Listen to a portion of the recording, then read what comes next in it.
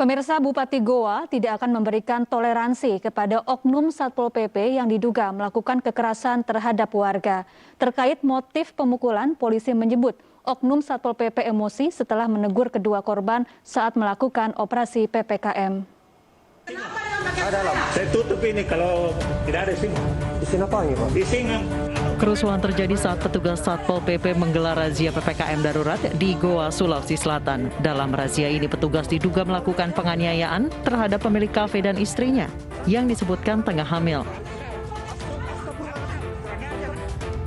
Bupati Kabupaten Goa Adnan Purishtara Yassin Limpo tidak akan memberikan toleransi kepada personel Satpol PP yang melakukan kekerasan terhadap warganya.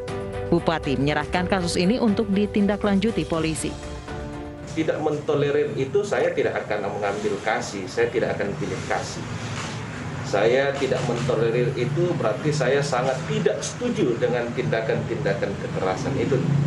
Di underline bahwa tidak mentolerir itu berarti saya sangat tidak setuju dengan cara-cara kekerasan. Oleh karena itu, sanksi yang akan diberikan bisa saja sanksinya berat. 7 orang saksi diperiksa terkait pemukulan pemilik warung yang diduga dilakukan oknum Satpol PP di Kabupaten Goa. Terkait motif pemukulan, polisi menyebut anggota Satpol PP emosi setelah menegur kedua korban saat dilakukan operasi PPKM di Desa Panciro, Kabupaten Goa. Memang modus yang dilakukan adalah tidak terima atas jawaban kedua korban, jadi terpancing emosinya sehingga melakukan penganiayaan. Tadi yang sudah kami jelaskan bahwa motifnya adalah emosi pada saat melaksanakan tugas untuk dalam rangka PPKM skala mikro di wilayah Kabupaten Goa. CCTV merekam kericuhan yang terjadi di Cafe Ivan, Jalan Poros Panciro, Kabupaten Goa, Sulawesi Selatan pada Rabu malam lalu. Satpol PP terlihat memukul pemilik kafe saat melakukan razia PPKM. Istri korban yang tidak terima suaminya dipukul membalas dengan melemparkan kursi ke arah petugas. Kericuhan berakhir saat pemilik kafe mengusir petugas. Istri korban disebutkan pingsan karena syok setelah kericuhan terjadi. Menurut petugas, kafe tersebut terjaring razia karena melewati batas waktu operasional selama PPKM. Kedua korban akhirnya melaporkan oknum Satpol PP ke polisi. Tim Liputan iNews melaporkan. Meningkatnya kasus COVID-19 di Indonesia membuat Indonesia disebut epicentrum baru corona di dunia, menggantikan India. Pemerintah pun menyiapkan langkah antisipasi mulai dari penambahan rumah sakit hingga rencana perpanjangan PPKM darurat.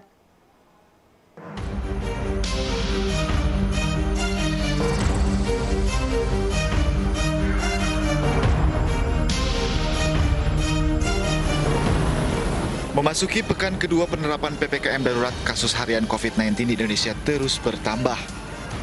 Bahkan terus memecahkan rekor penambahan harian sejak pandemi corona masuk ke Indonesia.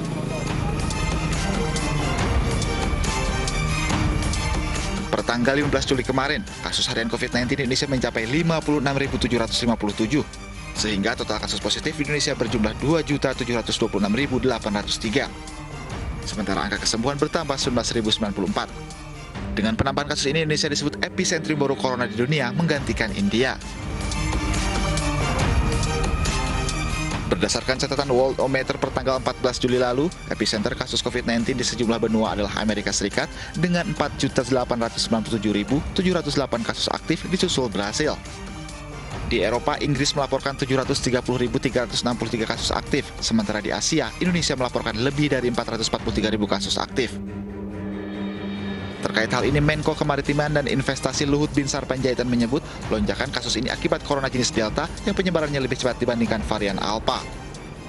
Roket ini sudah kita duga juga akan terjadi, mungkin terjadi, tapi tidak kita duga terus terang secepat ini. Tapi balik-balik karena pemahaman kita mengenai Delta varian ini juga banyak yang tahu, yang tidak paham betul. Anda sudah lihat charts tadi, jadi bukan hanya kita caught by surprise, banyak negara lain juga yang kena. Karena ilmu kita, ilmu dunia ini kedokteran juga belum sampai ke sana. Saya selalu tanya teman-teman dokter mengenai ini. Sementara itu, mengantisipasi lonjakan kasus COVID-19, pemerintah menyebut telah menambah kapasitas tempat tidur di rumah sakit dengan menyiapkan rumah sakit darurat dan menambah pasokan oksigen serta obat-obatan. Selain itu, target vaksinasi warga juga terus dikebut untuk menciptakan herd immunity. Sementara, untuk perpanjangan PPKM darurat, pemerintah masih melakukan evaluasi. Tim Liputan iNews melaporkan. Pemirsa, kasus COVID-19 di Indonesia mulai mengalami penurunan. Namun angka kematian naik hingga siang tadi tercatat sebanyak 54.000 kasus baru di Indonesia.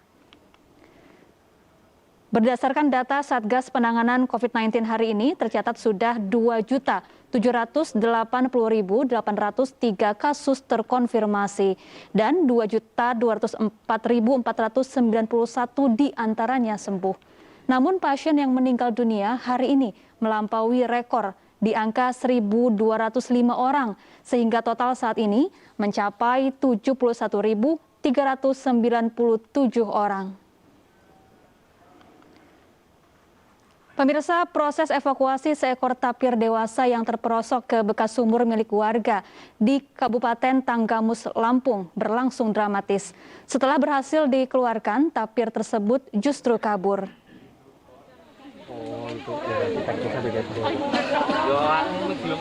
Seekor tapir ditemukan terjebak di lubang sumur dengan kedalaman 1,5 meter di Pekon Gisting Bawah, Kabupaten Tanggamus, Kamis siang. Tapir tersebut diduga telah terjebak sejak Rabu malam. Warga yang semula mengira hewan ini adalah babi hutan melapor ke tim BKSDA Lampung. Tim gabungan membutuhkan waktu 2 jam untuk membantu tapir keluar dari lubang dengan memperbesar jalur keluar. Tapir sulit keluar lantaran bobotnya yang mencapai 250 kg. Ya pemirsa, tetap lindungi keluarga dengan mengetatkan protokol kesehatan 3M. Karena saat ini penularan COVID-19 makin meningkat. Memakai masker, menjaga jarak, dan jauhi kerumunan. Mencuci tangan di air mengalir. Bukan begitu, Davi? Ya, betul sekali, Syafa. Dan jangan lupa dukung vaksinasi pemerintah demi terjadinya kekebalan kelompok agar pandemi segera berakhir. Dan usai sudah kebersamaan kita dalam iNews sore hari ini. Mewakili kerabat kerja yang bertugas, saya Davi Pratama. Dan saya Syafa Atisuryo. Terima kasih atas kebersamaan Anda dan sampai jumpa.